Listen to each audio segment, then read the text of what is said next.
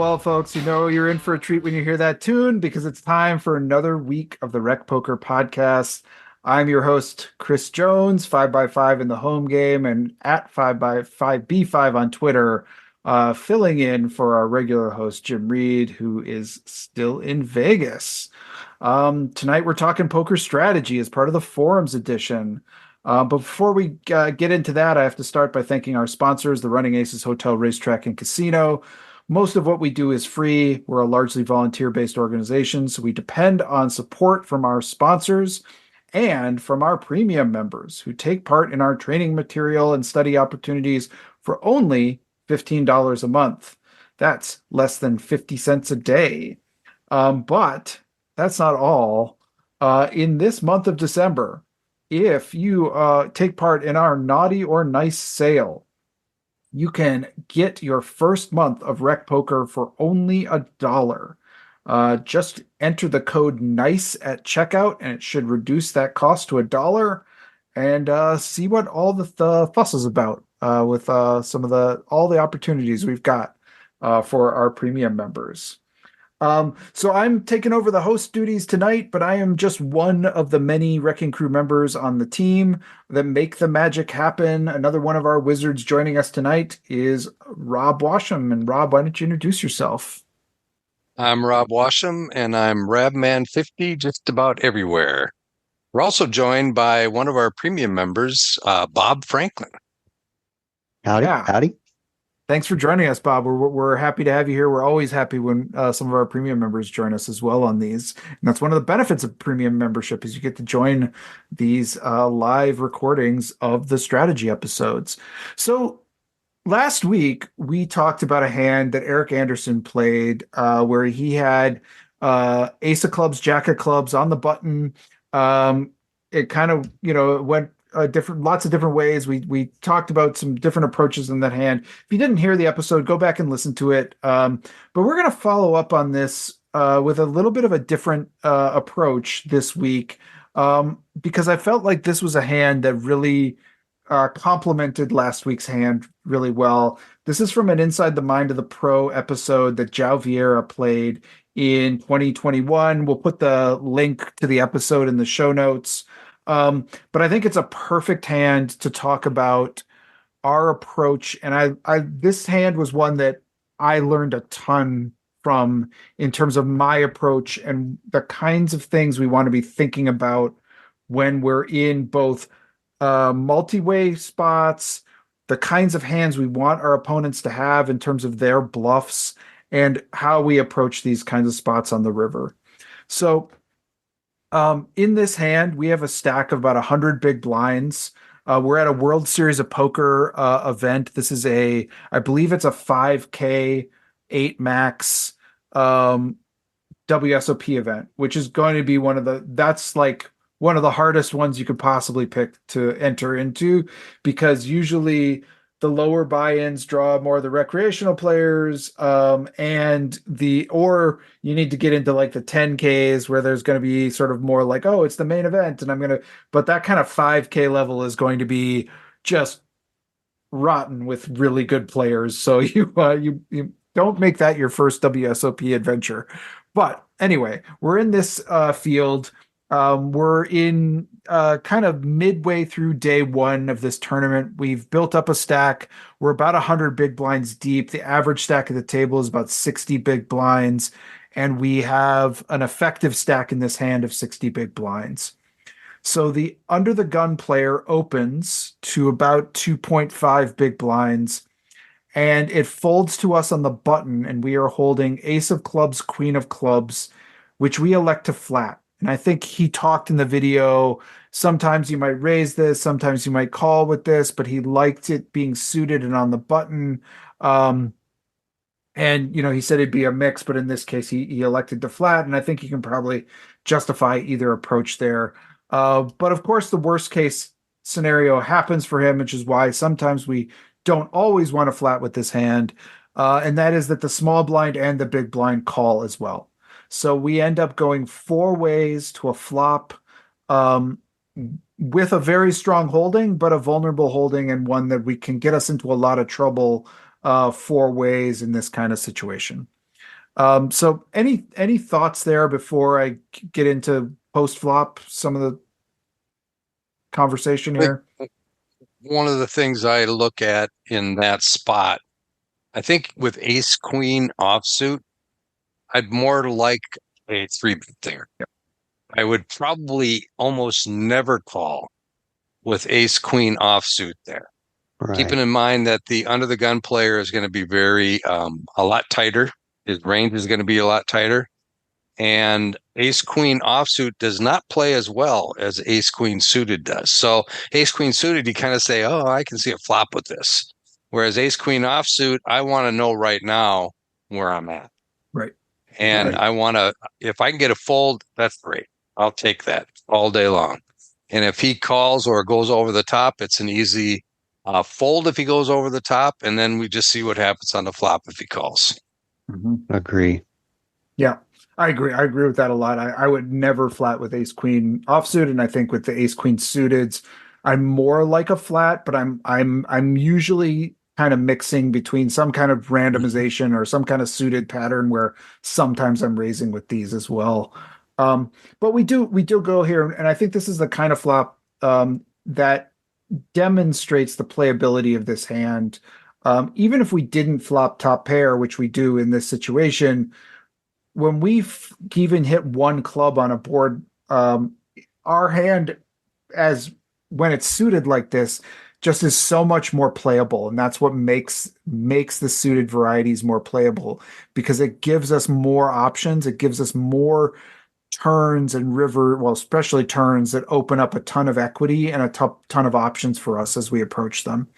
Um, but anyway, in this specific holding or a specific hand, the flop is the ace of spades, the nine of diamonds, and the six of clubs.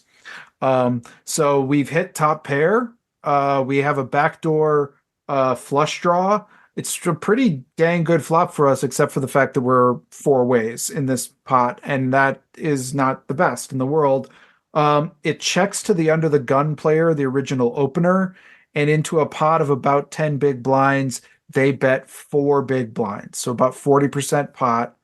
Um, and I think we could potentially consider sometimes raising here, but I think I prefer the call line, which is what Joao does, simply because this is there's so many dynamics in play in a multi-way hand, and we can get ourselves into it. We have a nice holding here, but it's not one that maybe we can withstand a raise or multiple raises behind us. So if we just elect to call here, I think we'll know what to do much more as this hand progresses.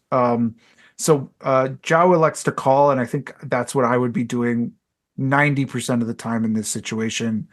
Uh, Talk me out of it if you disagree.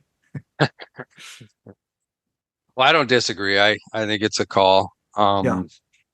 The fact that you have the small blind and the big blind, Yep. um, they have a lot of that sixes and nines in their range. Yep. They're in there with their seven eights Yep. Yep. and 10 eights and things like that. So they have a lot.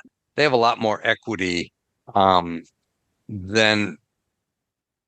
I guess what I'm saying. They have a lot more equity that if we go ahead and raise and then they come along, now we've inflated this pot with top pair Yep. and not even top kicker. Yep. So yeah, I think a call is in line here.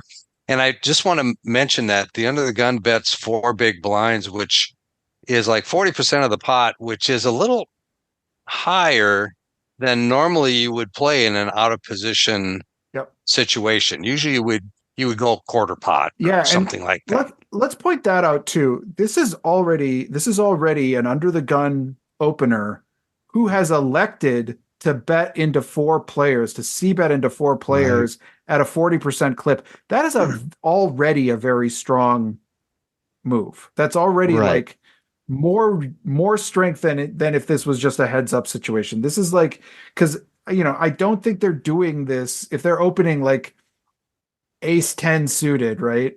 I don't know that they're necessarily doing this with that. I think if you raise here, you really put yourself in a difficult spot because if any of these people come over the top of you and jam now, you're forced to make a decision Yep. that you probably don't want to make. I Yep. mean, Yeah. Yeah. So I really like the call here. I think this is a spot where some players might get themselves into trouble, but I think it's a spot we almost universally want to call. And what we don't necessarily want to see is the small blind call as well, which is what happens.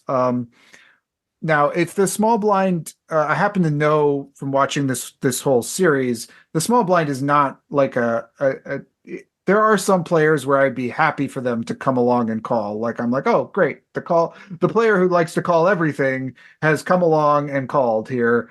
Great. But I think that this player in this small blind is an accomplished player.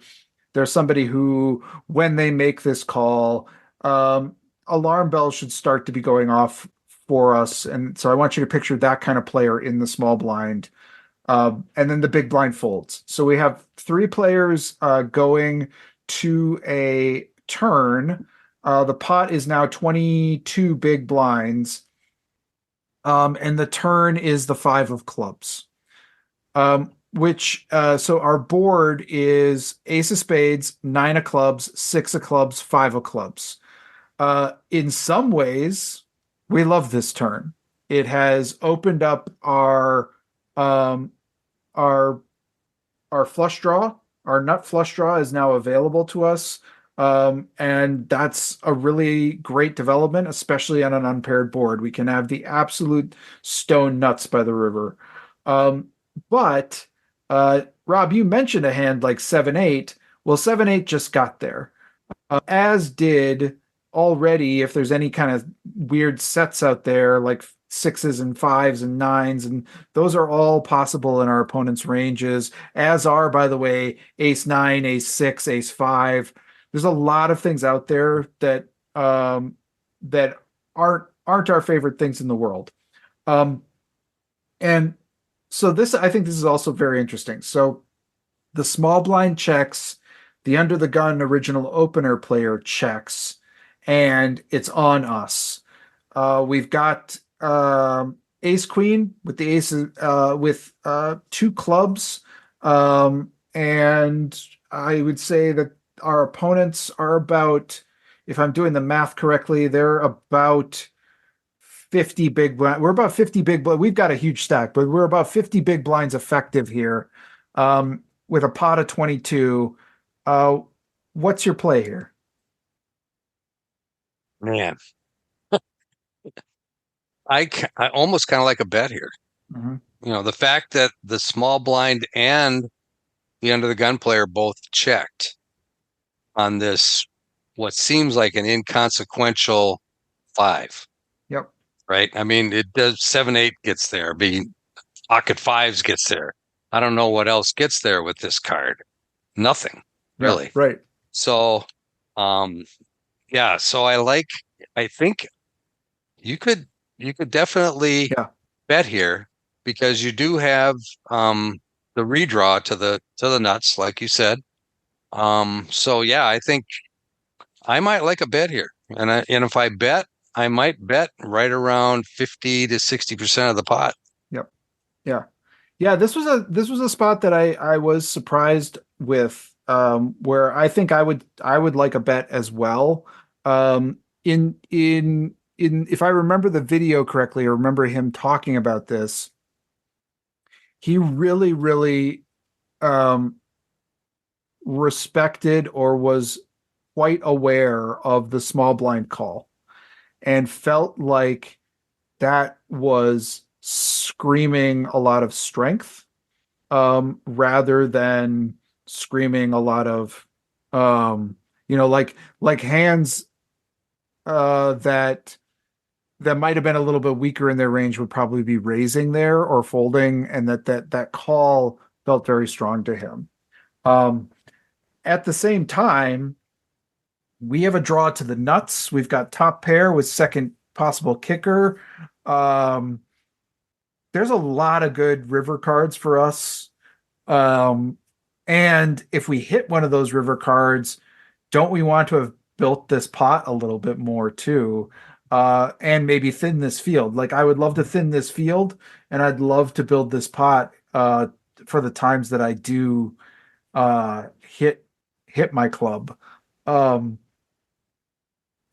but uh, I'm I'm not going to argue with one of the 10 best tournament players in the world who elects to check here.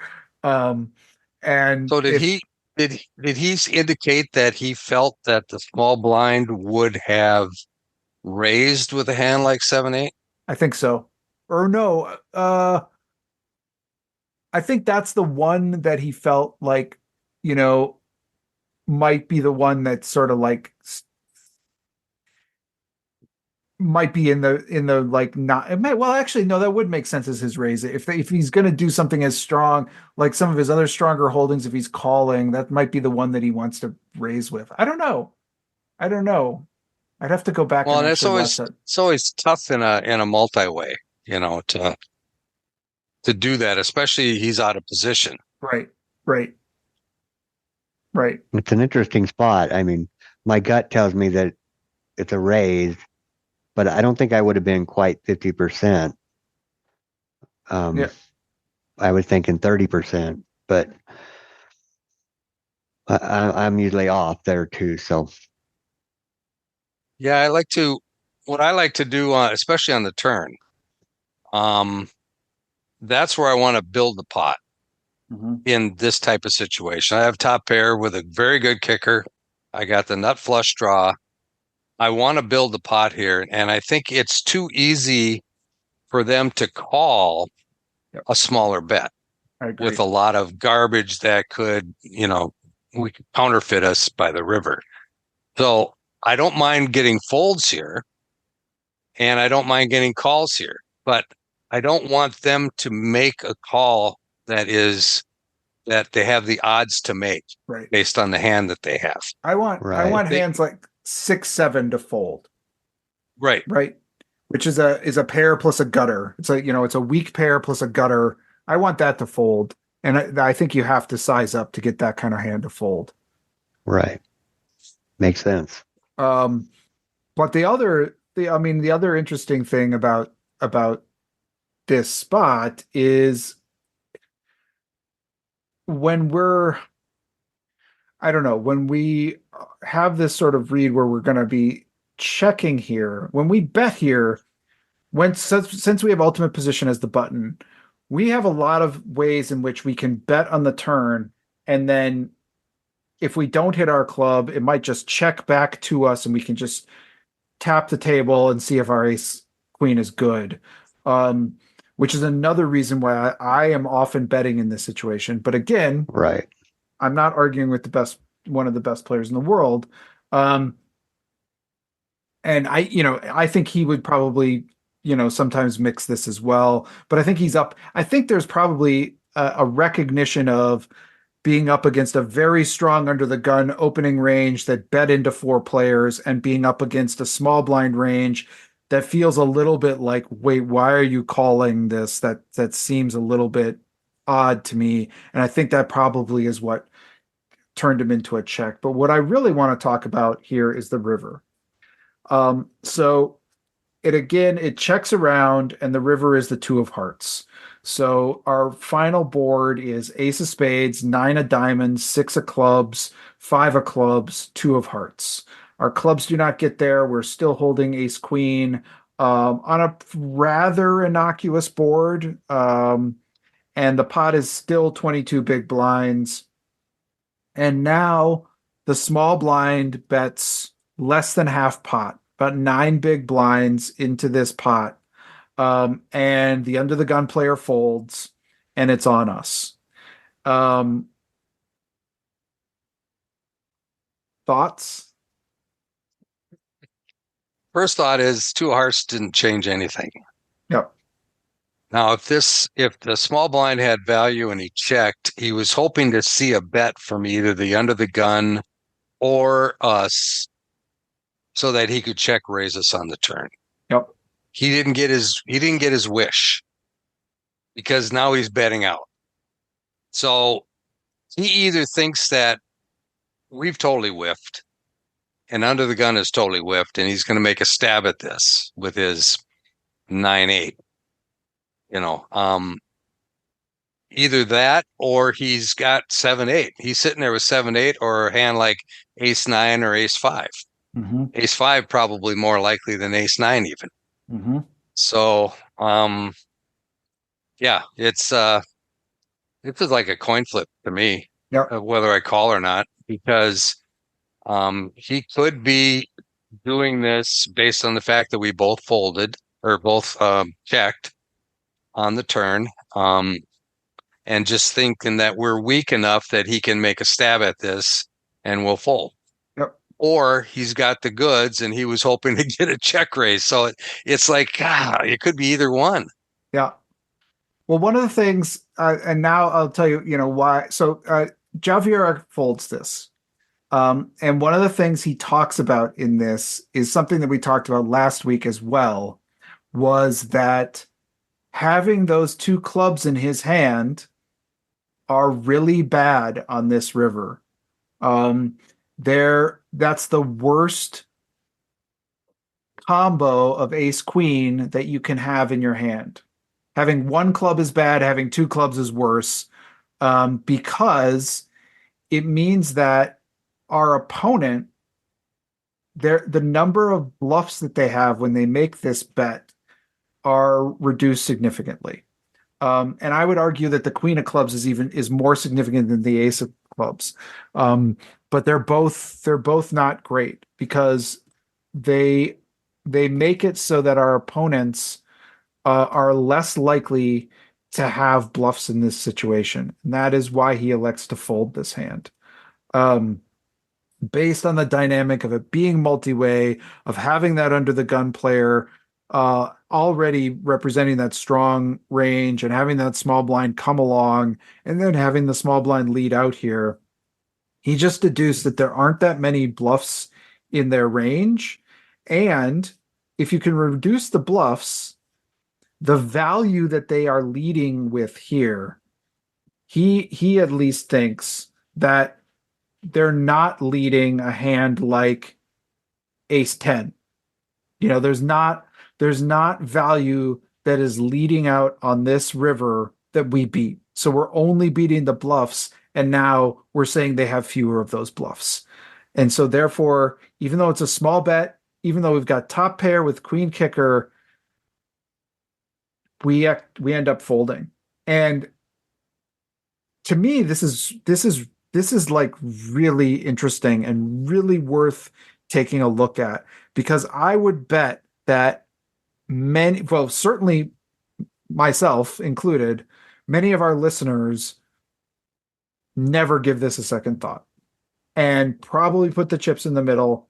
And, sometimes they win on the times that people are bluffing, but more often than not, they're actually losing in this spot, and they are potentially not even thinking twice about it. They're just being like, well, what could I do? I had an ace, but I think these are spots that deserve some attention. And we want to pay attention to these suits that we have and looking at where are our bluffs, our opponent's bluffs coming from. And if we prevent them from having a bunch of them and we don't think we beat any of their value, suddenly these hands that be like, what could I do? I had an ace on a really kind of dry, clean board. They can turn into folds, and we can sort of sleep soundly that we folded those in some of those situations. That's at least These my are take. really, really tough spots. I mean, my first instinct is call, Right. and I go broke here. I mean, that's the problem. They just don't bluff on the river. So I think that's what we talked about last week and especially in the tournament that Eric was playing in. When somebody bets on the river, the first thing you have to ask yourself is, what do I beat? right. Mm-hmm. What do I beat? Right. And then when you get to the level that we're talking here with Joao Vieira, he's playing a 5K, 8 max at the WSOP bracelet event, you're getting a lot higher quality of player.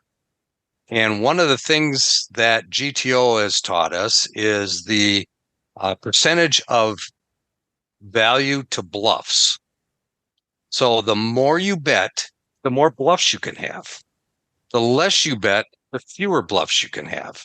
If you want to play a balanced range, as they say, right? So these guys are probably in that category, that they are going to be playing based on um, their buckets, their betting buckets. So they're going to have X amount of bluffs for X amount of value hands based on the size of their bet. Now, this was less than half a pot, so he's going to have much more value to the number of bluffs he has. And then you add the ace queen of spade or ace queen of clubs and say, okay, these are two valuable bluffing cards that are in my hand. So I'm blocking the bluffs that he could have. So the number of bluffs are so few that Joao made a very good decision and folded. Yeah. Yeah. And I love this hand. Just not even. I mean, this might not even be like.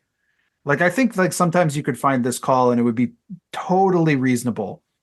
What I love about this hand is that he doesn't just take it for granted. It's like he's capable of making this fold in this spot, and I think a lot of people are not. They're just like, it's only 9 big blinds. It's less than a half pot bet. I've got top pair. What am I gonna do? I'm gonna call, right? And I think sometimes we want to be at least capable of having this thought process and thinking through these things and sometimes finding this fold. And that's what I really love about this hand and why I wanted to bring it in to complement this one, because the suits in these last 2 weeks of these episodes have really mattered.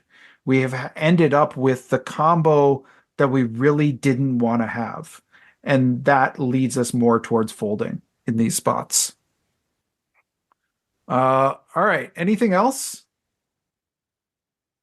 All right. Well, with that, I want to thank Rob and Bob for joining me this week. I want to thank you, the listeners, for joining us each and every week. And thank you to the Running Aces Hotel, Racetrack, and Casino. Thank you to our Wrecking Crew members and everyone else who's taking part in Red Poker. We appreciate you. We'll see you next week.